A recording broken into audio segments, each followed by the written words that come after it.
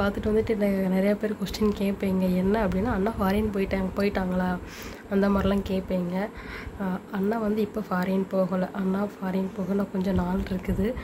இப்போ வந்து எங்கள் அப்பா தான் ஃபாரின் போயிருக்கிறாங்க. ஆல்ரெடி 18 வருஷம் இருந்திருக்கிறாங்க. இப்போ மறுபடியும் ஃபாரின் போகிறாங்க. ஸோ அதனால் கொஞ்சம் கஷ்டம், கொஞ்சம் இல்லை ரொம்பவே கஷ்டமாக இருக்குது. ஏன்னா அவங்களுக்கு மேக்ஸிமம் ஒரு 50 வயசு இருக்கும். 50 வயசுக்கு அப்புறம் ஃபாரின் போகிறாங்க அப்படின்னா கொஞ்சம் கஷ்டம் தானே. ரெடி பண்ணிட்டு தான் இருந்தாங்க. டக்குன்னு ஒரு 20 நாள் தான் ஆச்சு ரெடி பண்ணாங்க. டக்குன்னு எல்லாம் ஓகேவாகி கிளம்பிட்டாங்க. நாங்கள் எதிர்பார்க்கவே இல்லை. நாளைக்கு கிளம்புறாங்க அப்படின்னா இன்றைக்கி தான் கால் பண்ணி நான் ஃபாரின் கிளம்புறேன், நாளைக்கு டிக்கெட் போட்டாங்க அந்த மாதிரி சொன்னோன்னா எங்களுக்குலாம் ரொம்ப கஷ்டமாக இருந்துச்சு. நல்லா சின்ன வயசில் எங்கள் அம்மாக்கிட்ட கூட அதிகமாக இருக்க மாட்டேன், அப்பா கூட தான் இருப்பேன். எங்கே போட்டாலும் அப்பா என்னை கூப்பிட்டு போயிடுவாங்க. இத்தனை நாளாக எனக்கு ஒன்றுமே தெரியல. இப்போது ஃபாரின் போகிறாங்க அப்படின்னு சொன்னோன்னா ரொம்ப கஷ்டமாக இருந்துச்சு. இருக்குது பார்க்கலாம் என்ன ஏதுன்னு சொல்லி தெரில. கொஞ்சம் கஷ்டமாக இருக்குது. அதுவும் அம்மா வந்து ரொம்ப ஃபீல் பண்ணுறாங்க.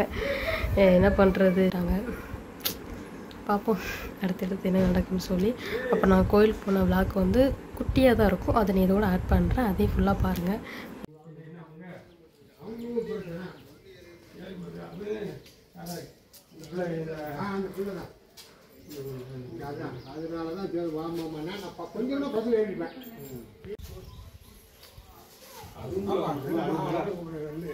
போடு மாலை போடு.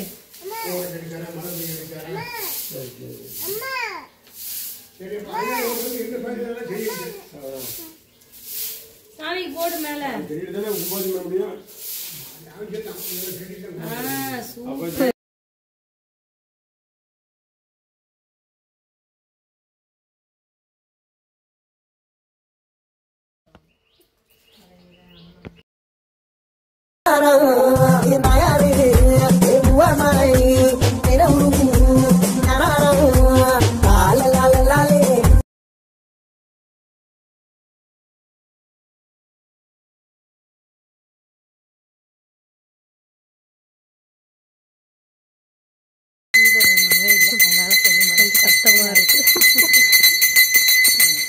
இதான் உங்க கோயில், ஐயனார் கோயிலா? அவளே ஆச்சு குட்டிலே இங்க ஒண்ணு பாருங்க, இழிஞ்சுக்கிட்டு எனக்கு என்ன வாங்கன்னு இங்க ஒண்ணு பாருங்க. ஏய்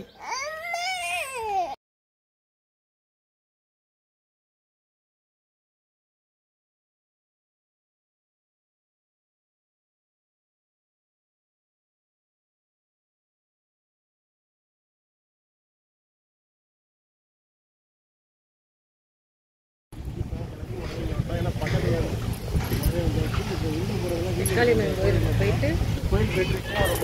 கோயிலுக்கு போயிட்டு இப்போ இருக்கக்கூடிய கோயிலுக்கு வந்தாச்சு. ஆல்ரெடி போயிட்டு வந்துட்டு போனோம். நம்ம முதல் வந்தோம், நட திறக்கலை, ரிட்டர்ன் வந்துருக்கோம். வந்து சாமி எல்லாரும்